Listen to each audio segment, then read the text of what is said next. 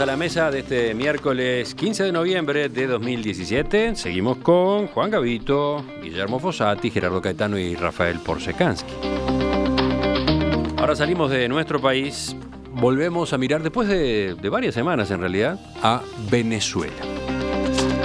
Venezuela y su petrolera PDVSA entraron ayer en default parcial, según resoluciones de las calificadoras Standard & Poor's y Fitch, debido a retrasos en el pago de bonos por cientos de millones de dólares. Standard & Poor's colocó el default selectivo por el impago de 200 millones de dólares de los bonos soberanos 2019 y 2024.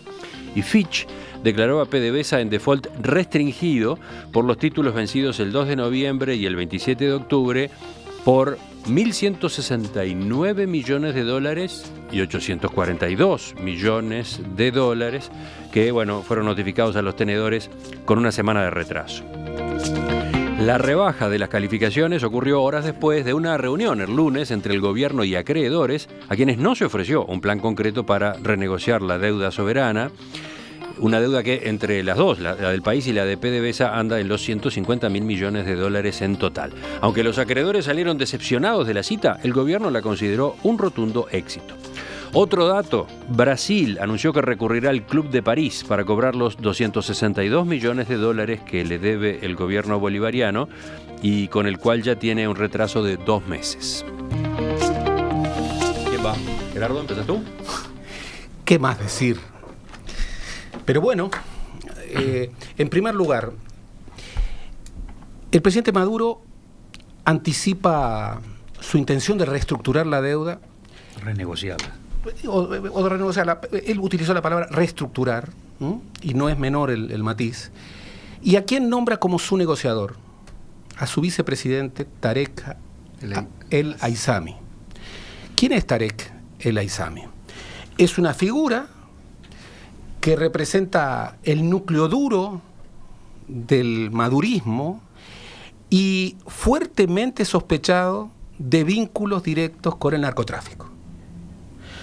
Por definición, es el último que puede negociar con los acreedores una reestructuración de la deuda. Entonces uno dice, ¿irracionalidad? Bueno, hay que explorar un poco más. Tal vez irracionalidad, no sería la primera, pero tal vez allí se están jugando otros partidos. ¿Quiénes hoy son los sustentos que le están quedando a Venezuela para enfrentar una situación económica desesperante? Rusia y fundamentalmente China. Rusia y fundamentalmente China. Que no solamente le están dando un respaldo político, sino particularmente China, le está dando un respaldo económico y financiero tremendo.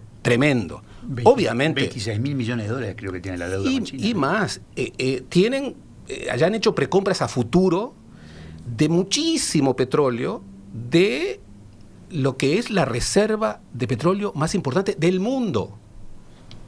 Ni China ni Rusia son hegemones benévolos. ¿De qué se está hablando? Se está hablando de que puede haber una operación brutal de lavado de dinero, porque ocurrió algo muy, muy insólito. Antes de detener el pago de intereses, se pagaron 2 bonos, los intereses de 2 bonos, por cerca de 2.000 millones de dólares. Y entonces los organismos y los analistas económicos y financieros internacionales se preguntan, ¿pero cómo es esto? ¿Se pagó esta suma cuando a la semana siguiente se iba a, declarar un default parcial? Y muchos, la respuesta que dan es, o es una irracionalidad, o aquí hay algo que se esconde. ¿Por qué? Porque cuando ocurren estos grandes movimientos telúricos a nivel financiero, el conocimiento de lo que va a ocurrir o puede ocurrir y comprar, por ejemplo, un bono que queda implosionado, puede ser un negocio extraordinario. Seguimos con Guillermo.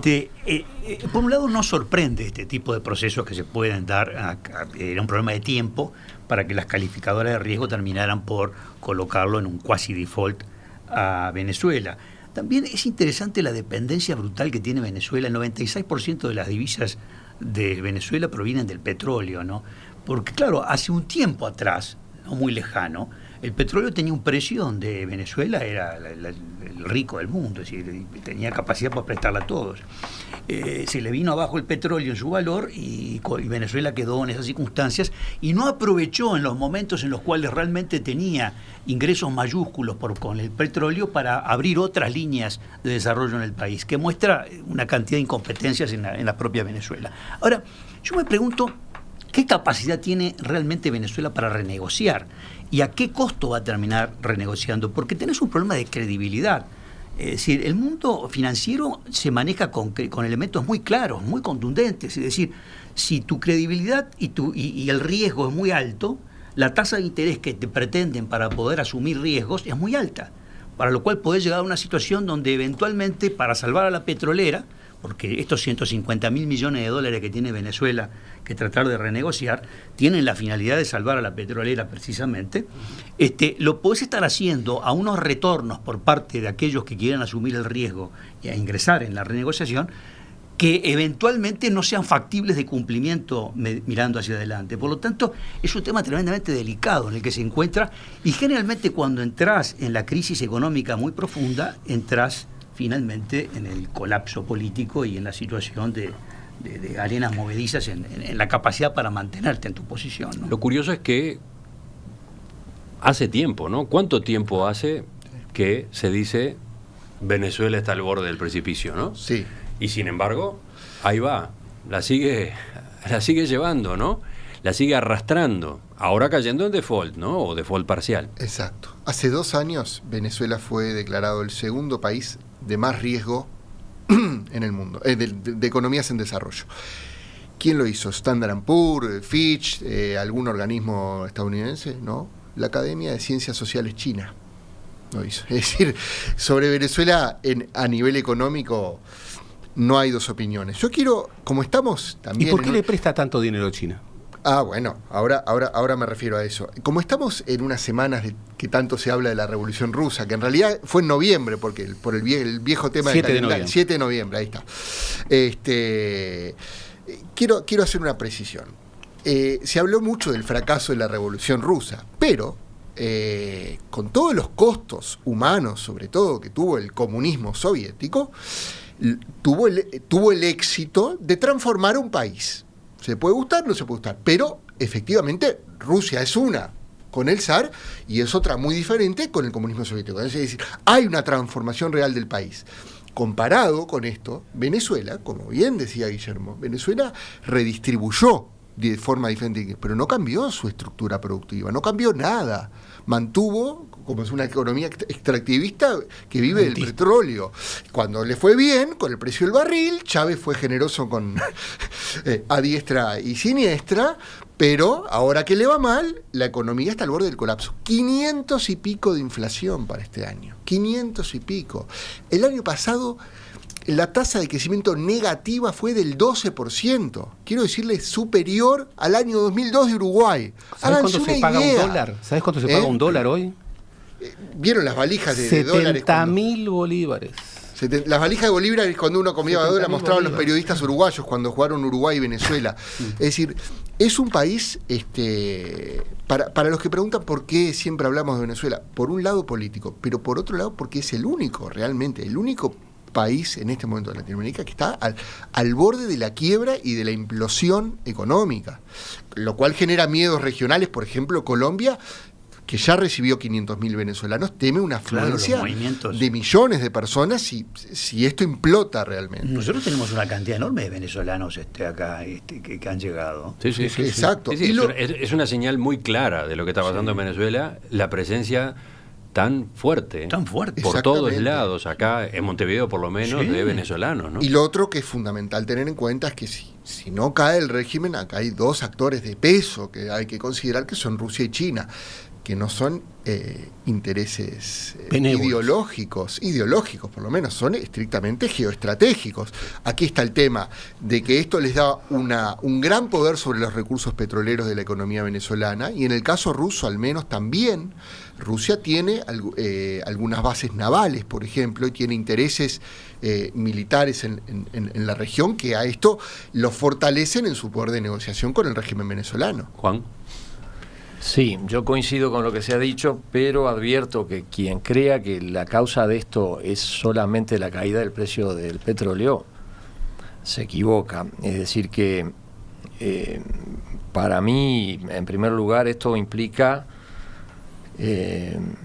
la demostración del fracaso del llamado socialismo del siglo XXI, que fue la bandera ideológica o neoideológica, primero de Chávez y luego de Maduro, que no solo pretendieron aplicar en su país, con aquel famoso expropiese, ¿no? Sino exportar o contagiar a otros países de la región.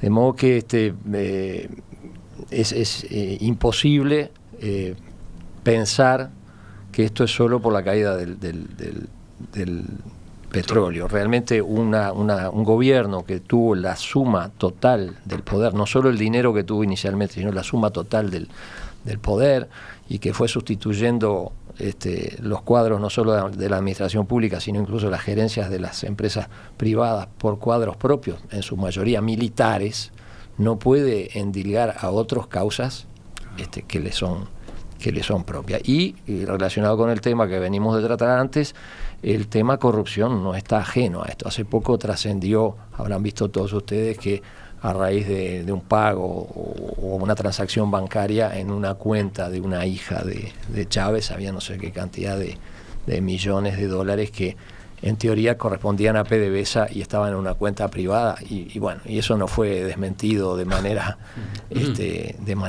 concluyente. Y digo, para terminar en lo que respecta a mi intervención, que esto en una mesa como esta ya lo tratamos cuando todavía no había pasado, cuando se hizo la operación de salvataje de ANCAP. Eso incluyó la cancelación de un préstamo a largo plazo, o mejor dicho, de una deuda por venta a largo plazo de petróleo que nos había dado PDVSA y que ANCAP se apresuró a cancelar bajo pretexto de que implicaba una quita muy importante. Es verdad, una quita muy importante, pero si no tenés la plata y tenés que pedírsela a papá de Estado, no era muy pertinente. Pero esto ya, para mí, implicaba que en ese momento, aunque fueran pequeñas gotas, cualquier monedita servía, y esto era para ayudar a Venezuela. Era claro que a Venezuela le venía fantástico hacer caja, ¿no? En ese momento, esa caja le venía ideal. Todo se relaciona con todo.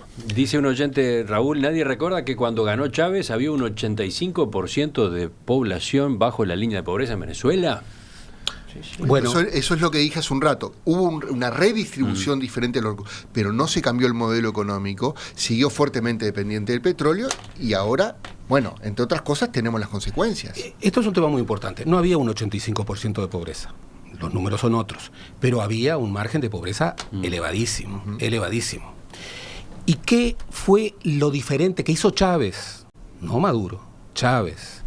Fue el tema de siempre de Venezuela desde el descubrimiento del petróleo, en la década de los 20, redistribuirlo con cierto margen para los sectores populares. O sea, redistribuyó la renta, pero siguió siendo un Estado rentista. ¿Y qué es lo que se revela cuando existen esas redistribuciones de renta absolutamente vinculadas a los commodities, que tienen pies muy frágiles? Hoy, ¿cuál es el desastre que debemos lamentar mucho más? El desastre de la población venezolana, que está padeciendo hambre y que, para la cual, hacia el futuro, esta noticia del default es una terrible noticia, terrible noticia. En segundo lugar, muy interesante lo de China. Ubiquémonos en China.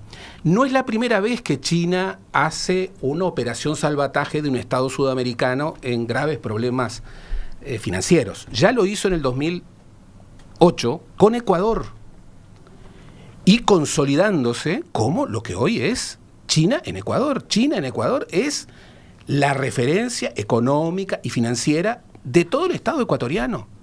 Todas las obras de infraestructura son chinas. Y como bien se ha dicho, China y Rusia. Rusia es un apoyo militar. Hay ahora una renegociación de $3.000 millones, pero Rusia no está en condiciones de rescatar a nadie. Primero tiene que rescatarse a sí mismo.